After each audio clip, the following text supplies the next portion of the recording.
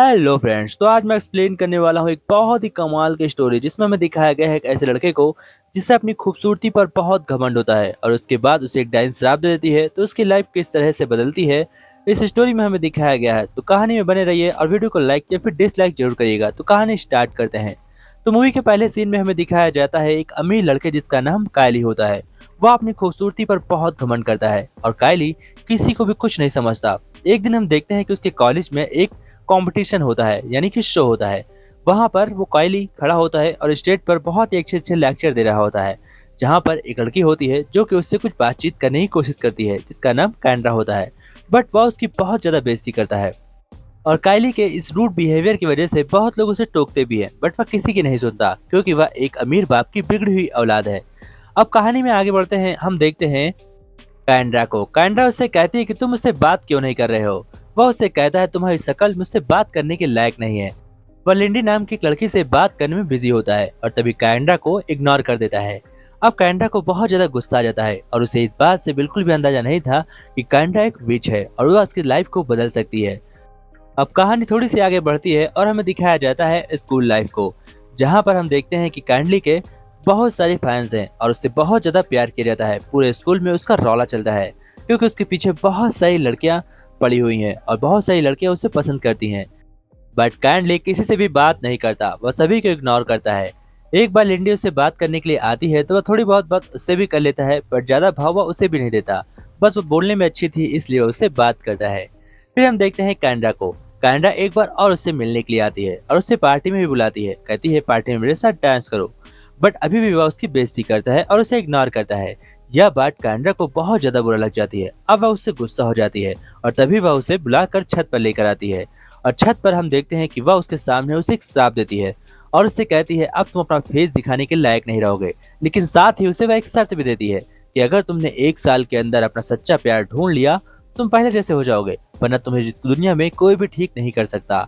अब यह सब कुछ सुनने के बाद उसके पैरों तले जमीन खिसक जाती है क्योंकि जैसे ही काइंडली अपना फेस आईने में देखता है तो वो बिल्कुल ही बदल गया था। उसके चेहरे पर बहुत सारे टैटूज, बाल सारे गायब हो चुके थे और इसी हालत में वो अपने डैड से मिलने के लिए आता है। उसके डैड उसे देखते हैं और उससे बहुत ज्यादा नफरत करने लगते हैं।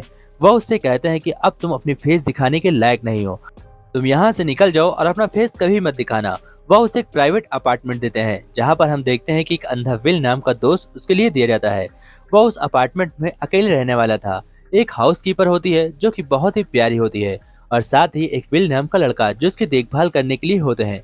अब दो लोगों के साथ यह इस अपार्टमेंट में रहने वाला था। हम देखते हैं कि विल घर के बाहर होता है और वह इससे कहता है काइंडली तुम्हारे डैड ने मुझे भेजा है तुम्हारी देखभाल करने के लिए। काइंडली उससे बातचीत करता है। वह बिहेवियर में बहुत अच्छा था क्योंकि फेस के बदलते ही उसका पूरा एटीट्यूड टूट कर रह गया और जोला जो उसकी हाउसकीपर थी वह भी उसे पसंद करने लगी थी क्योंकि अब वह बिल्कुल साधारण और नॉर्मल बन के रहता था। हम देखते हैं कि वह फोन पर बात करता और अपने सारे ऑडिशन को कैंसिल कर देता है, साथ ही कॉलेज जाना बंद कर देता है और किसी से मिलना जुलना भी नहीं रहता। अब हम देखते हैं एक पार्टी हो रही होती है जहाँ पर उसे इनविटेशन मिला होता है। वो वहाँ पर एक लड़की को देखने के लिए गया होता है।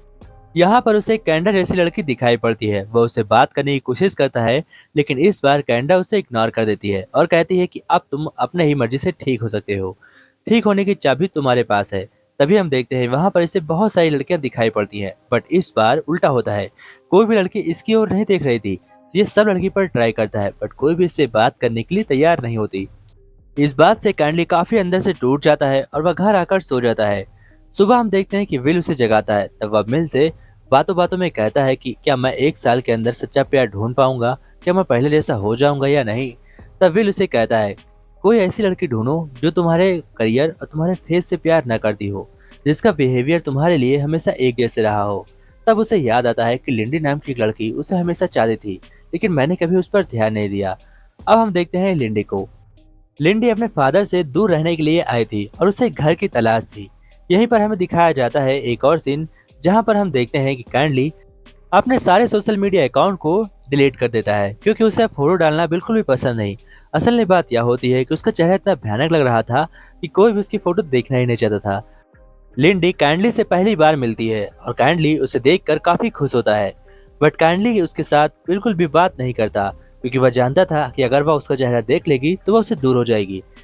वह लिंडी से दूर हो जाता है और बिना उससे बात किए अपने घर को लौट आता है और विल को यह सब कुछ बताता है।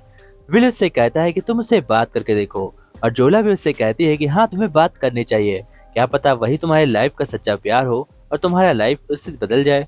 अब हम देखते हैं कि उससे बात करने के लिए वह उसका पीछा करने लगता है और उसे देखकर थोड़ा सा अपने आप को कंट्रोल में रखता है ताकि वह उससे अच्छे तरीके से बात कर सके। बट जब जब वह लिंडी के पास जाता है तो उसकी बोलती बंद हो जाती है और वह बोलने के लायक नहीं रहता।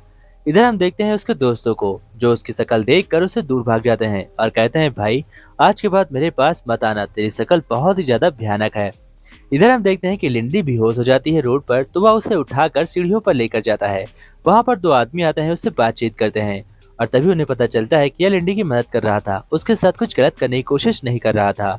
अब हम देखते हैं कि लिंडी उसी के अपार्टमेंट में रहने के लिए आ जाती है क्योंकि उसके पास रहने के लिए घर नहीं था और यहाँ पर वह रहने के लिए रिक्वेस्ट करती है।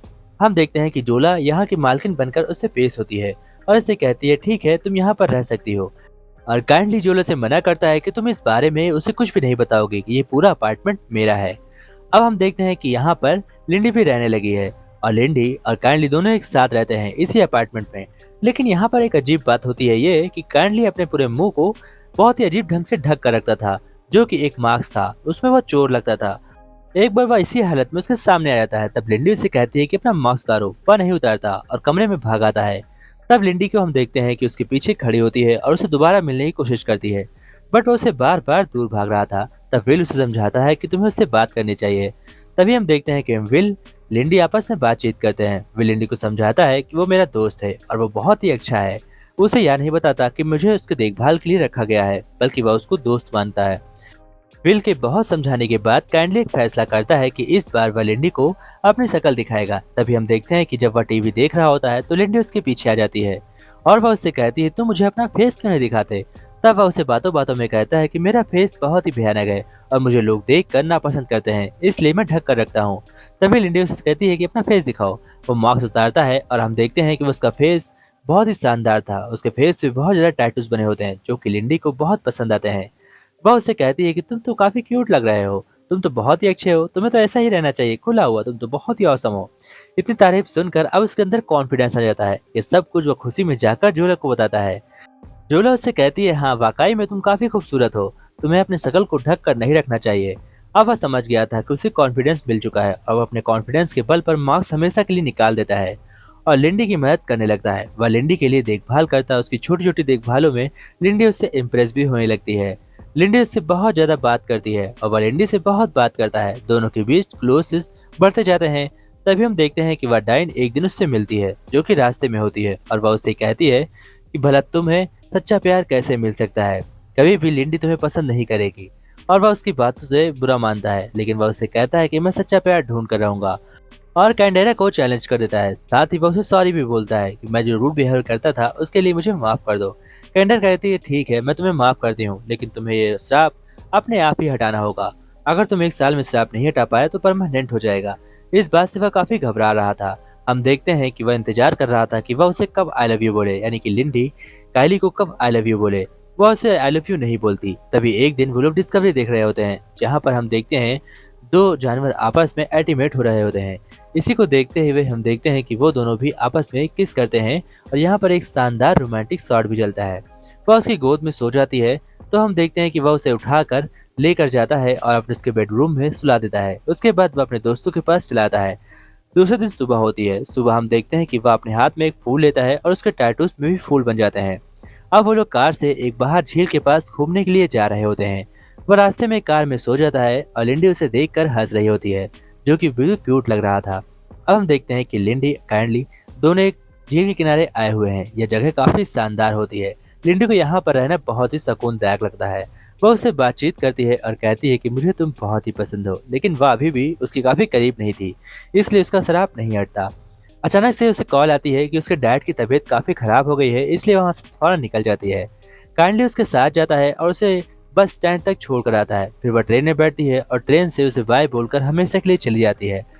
अब काइंडली को टेंशन हो जाती है और वह बहुत सारी दारू पीता है। फिर उसे होश आता है, क्यों ना उसे एक लेटर लिखे। इस बारे में विल से बात करता है। विल कहता है कि हाँ, तुम्हें एक शानदार लव लेटर लिखना चाहिए, और वह एक शानदार लव लेटर लिखता है और उसे दे देता है। लिंडी उस लेटर को पढ़ती है और वापस आ जाती है। दोनों एयरपोर्ट पर मिलते हैं और वहाँ पर वो उसे किस करती है। लिंडी जैसे ही काइंडली को किस करती है और उसे आई लव यू बोलती है तो देखते ही देखते उसका श्राप हट जाता है। जैसे ही वो अपने आप को आईने में देखता है तो वह खुशी से नाच उठता है क्योंकि उसका श्राप हट गया था। बट यहाँ पर एक चेंज आया था। वो पहले जैसा अब नहीं था। उसका पूरा शरीर बदल चुका था, यानी कि उसका मन तन धन सब कुछ। उसे एक प्रति भर भी घमंड नहीं होता, न वो किसी से रूड बिहेव करता है। और तभी हम देखते हैं वह लिंडी के सामने आ जाता है।